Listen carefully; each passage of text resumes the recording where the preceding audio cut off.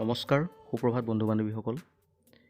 DEE ফালৰ পৰা যি দ্বিতীয় মেধা তালিকা প্ৰকাশ কৰিলে, সেই মেধা তালিকা লৈ আমি বহু সংখ্যকে চিন্তিত হৈ আছিলোঁ যে আমাৰ নম্বৰ থাকিও, পৰ্যাপ্ত নম্বৰ থাকিও কিয় আমাৰ মেধা তালিকাত নাম নাহিলে, কিন্তু আমাতকৈ কম নম্বৰ থকা প্ৰাৰ্থী মেধা তালিকাত কেনেকৈ নাম হয়।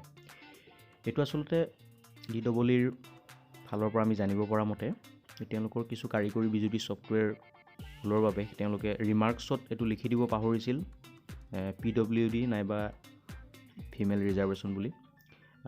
ইতিমধ্যে সেইটো শুদ্ধ কৰা হৈছে, শুদ্ধ কৰি পুনৰ আপডেট দিয়া হৈছে তালিকাবোৰ।